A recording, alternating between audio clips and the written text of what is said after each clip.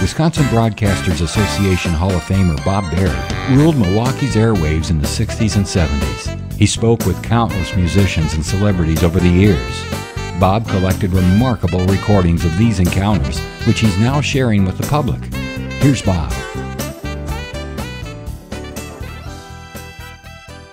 Sir Thomas Woodward is better known as Tom Jones. He had 19 hits in the United States, has sold over 100 million records. His hits include Delilah, She's a Lady, What's New, Pussycat, and the theme for the James Bond film Thunderball. In this podcast, we'll find out how Thomas Woodward got the name Tom Jones, how his hit songs came about, and his favorite Tom Jones song.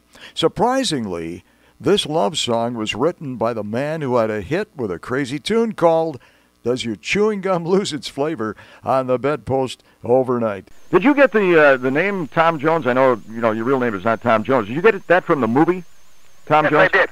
When I went to London, I was calling myself Tommy Scott because I had a group called the Senators, and it was Tommy Scott and the Senators. But when I got to London, there was already a Tommy Scott recording, so I had to change my name, and I was signing a contract with an agent, and my full name is Thomas John Woodward. So that the movie was out at the time, and we were looking for another name, another stage name. So the agent said, "Well, why don't you use Tom Jones? It is your name. Just drop the Woodward."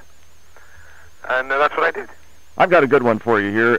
It was on this day, Tom. It was a Friday, February 7th, 1969. Where were you? Do you remember? February 1969. February 7th, 1969. It was on a Friday night.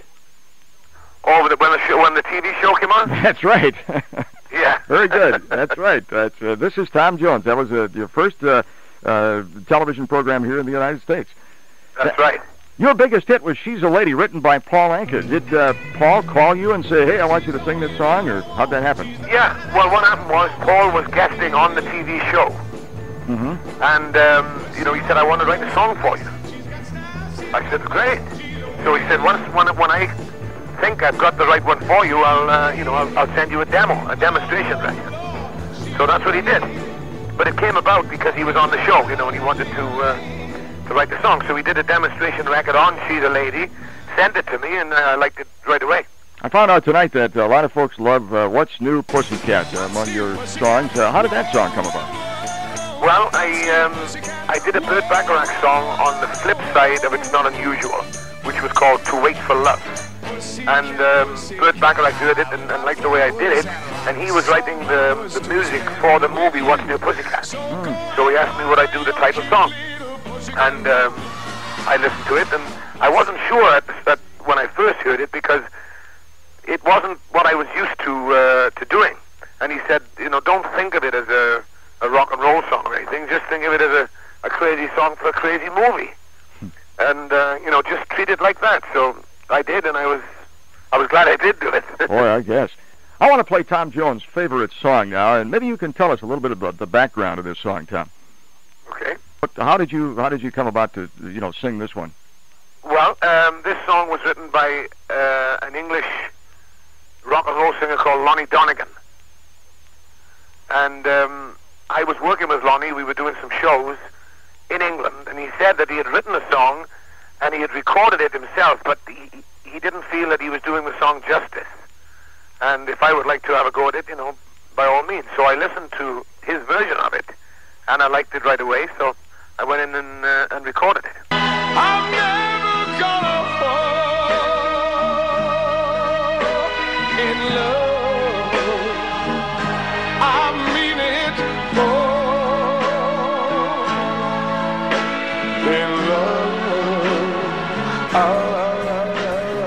again.